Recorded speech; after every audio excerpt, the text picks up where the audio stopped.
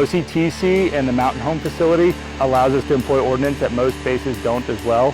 So we can do higher level training, more live ordnance realistic training with live troops on the ground under control of an outside entity. That's pretty rare in our community. We don't get it that often, and when we do, we really want to exploit it. We're very happy to be here and be participating in that training.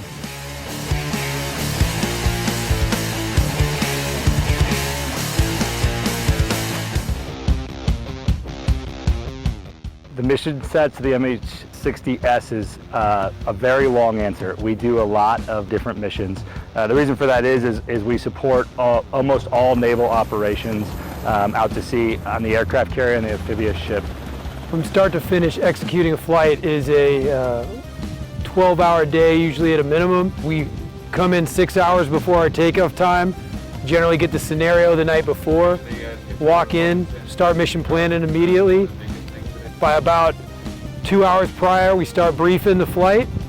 1 hour prior, we have to go out pre-flight, get the aircraft ready to go. Maintenance plays a huge role in what a helicopter squadron can do. This is a very maintenance-intensive aircraft. If we fly this aircraft for 1 hour, you're talking at least 20 man-hours it's going to take for me to turn this aircraft around. We have work centers that have different specialties, so avionics, mechanical airframe, even the paraloft for the gear that the pilots wear work out of maintenance control and ensure that the crew gear is safe. For every ordnance evolution, we have to do safety checks on the weapon systems. If every time we're going to use the FLIR to laze, we have to do safety checks on our FLIR system. Then we launch. We can fly anywhere from 2 to 6 hour missions depending on the mission set, and then we come back and we debrief that entire event to develop a better process for the next time. For every flight hour, a lot of blood, sweat, and tears goes into these helicopters so that we can get them safely in the air and safely back. The young men and women, and maybe not so young men and women that come out here every day and get these aircraft ready to fly, it's a true testament to their professionalism that we've been able to accomplish what we're accomplishing while we're out here.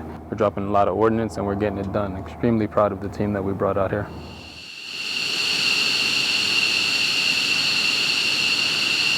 Another good question, why Mountain Home at Gowan? One, because we've never been here.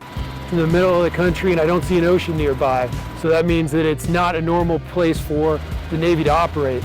San Diego is sea level, it's usually 70 every day, perfect conditions, and as you can imagine, we're not going to always fly in perfect conditions. So we come out here, it's a little bit higher, it's harder for the aircraft to perform, so there are a lot more factors that we have to worry about that when we go out and deploy, those are the things that we need to be acclimated to and get ready for.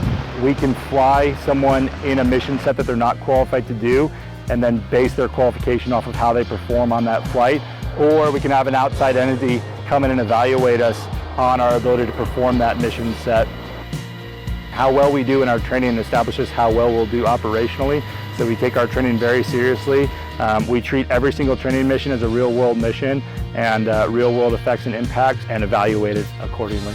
And that's the type of things the Black Knights are looking for. Because our mission sets are so varied and we have to be constantly adaptable, as a commanding officer, I want to throw my people into an environment they're not used to. Here in Southwest Idaho, we have access to world-class facilities, ranges, and airspace. Here at Mountain Home, we have the ability to host and integrate with our joint, total force, and international partners to really get after the mission sets and train to the mission sets that we need to fight a near-peer adversary.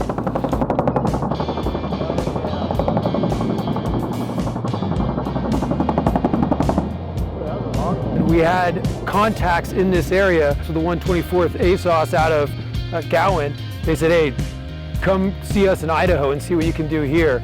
And they've been outstanding hosts. Between them and the Mountain Home Air Force Base, we've been operating out of separate locations, teaching my squadron to divide and conquer, at the same time getting excellent training. The 124th ASOS has TAC Ps, JTACs, that have the ability to control our ordnance and give us that real-world training. That's a very valuable asset to us. 124th ASOS, they are the whole reason why we're out here. They're on the ground, they're our JTACs, and they are the only reason why we're able to effectively employ the ordnance as we need to. So it's been nothing but great.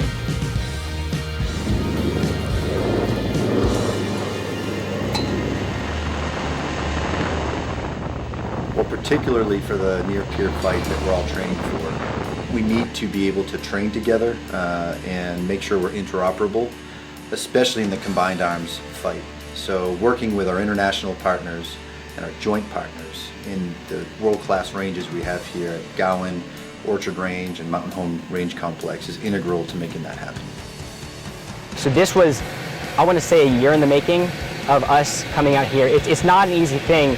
So all the logistics is very difficult of how do we get the aircraft out here? Where do we have the space to do it? Do we have the fuel? Do we have the methods to load the ordnance? And then do we have the airspace? So working with National Guard as well as the Air Force, it's been very helpful for us getting ready and flexing those muscles. I can honestly say I've been doing this quite a while. I won't tell on myself, but the hospitality and the professionalism here it rivals the best I've ever seen. It's been phenomenal, our reception here and the support that we've received. Every time we go over the horizon, I am just extremely impressed with the capability of the young men and women in the United States military, and I get to see it firsthand.